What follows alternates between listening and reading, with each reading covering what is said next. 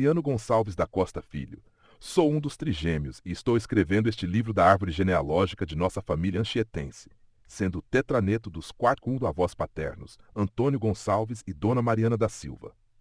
Nasci de uma gestação de 7 meses, às 6h30 do dia 26 de abril de 1956, na residência dos meus pais, em Piúma, Espírito Santo, em um sobradinho de 2 pavimentos, na Rua do Senhor Beija Abraão, que ficava ao lado e de frente para a casa do saudoso Sr. Valdoberto Leiber.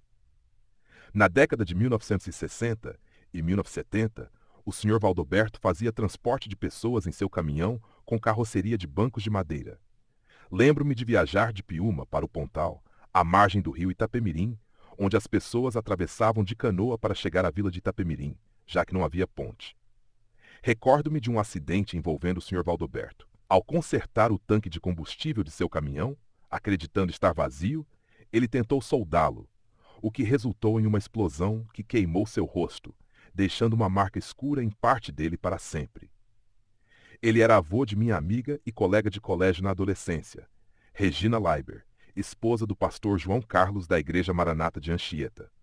Ao lado da casa do Sr. Beija Abraão, que era pai de minha amiga e colega do ginásio Lacerda de Aguiar, Catarina, proprietária da Academia Helenos, em Bento Ferreira, Vitória, vivemos boas lembranças. Nessa época, minha mãe, Ailta, era diretora da escola Filomena Quitiba, e meu pai, Lelé, trabalhou por um curto período no ramo de transporte de passageiros com 2 ônibus que faziam a linha de Piúma a Vitória. Um dos motoristas era Rosaldo, esposo da saudosa professora Zuzuca, amiga de meus pais. Lembro-me de uma travessura em 1969 ou 1970, quando eu e alguns colegas de ginásio passávamos em frente à casa de Zuzuca e provocávamos com o grito: "Trepa, Rosaldo, é pedreira, Zuzuca!" Isso porque ela havia se casado com um homem mais novo, algo incomum e criticado na época. Embora inocentes, nossas brincadeiras incomodavam, e ela sempre nos xingava de dentro de casa. Era uma época em que as maldades não eram tão presentes quanto hoje. Em 1958, meus pais se mudaram para Itaipava, em Itapemirim, que hoje é um distrito. Morávamos em uma casa anexa a uma sala de aula, em um prédio que separava a residência da escola por uma área de recreio coberta. Foi em Itaipava que passei minha infância, dos 3 aos 16 anos. Em 1963, comecei a estudar no Colégio Leopoldino Rocha, e minha primeira professora foi Dona Valdeia Rodrigues Peçanha, mãe do ex-prefeito assassinado de Itapemirim, Juninho.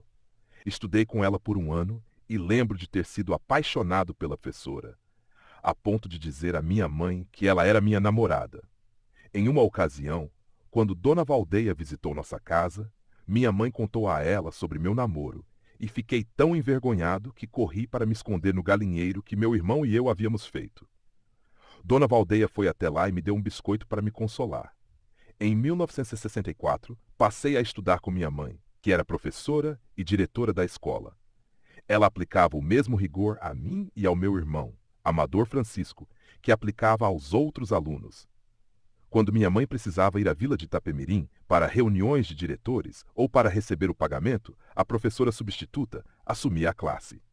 Nessas ocasiões, aproveitávamos para fazer bagunça, o que me rendeu muitos castigos depois que minha mãe voltava e tomava conhecimento das nossas travessuras. Em 1967, eu e meu irmão nos formamos no curso primário com 11 anos, recebendo o diploma em 23 de dezembro de 1967. Temos até uma foto desse dia, tirada por Joaci Barreto, pai de Serginho Barreto de Iconha. No ano seguinte, fui para Piúma fazer o curso de admissão para ingressar no ginásio.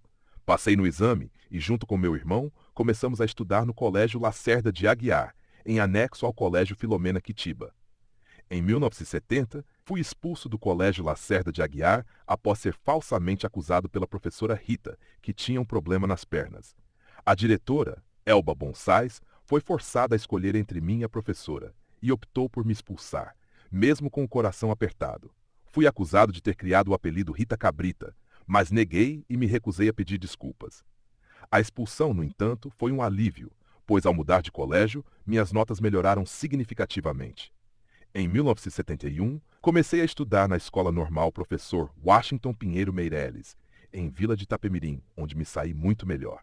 Recebi meu diploma do curso ginasial em 29 de dezembro de 1972 E lá estudei com amigos como João Bosco, Regina Salles e Zilda, que namorou meu irmão, Amador Francisco. Em 1973, aos 17 anos, eu e meu irmão mudamos para Vitória, para a casa que minha mãe havia adquirido. Estudamos o segundo grau no Colégio Estadual do Espírito Santo. Depois, em 1975, me mudei para o Rio de Janeiro, onde morei com meus tios e entrei para a aeronáutica. Trabalhei em diversos empregos no Rio e em Vitória, até retornar para minha terra natal e seguir com minha carreira em áreas diversas, como filmagem e produção de vídeos.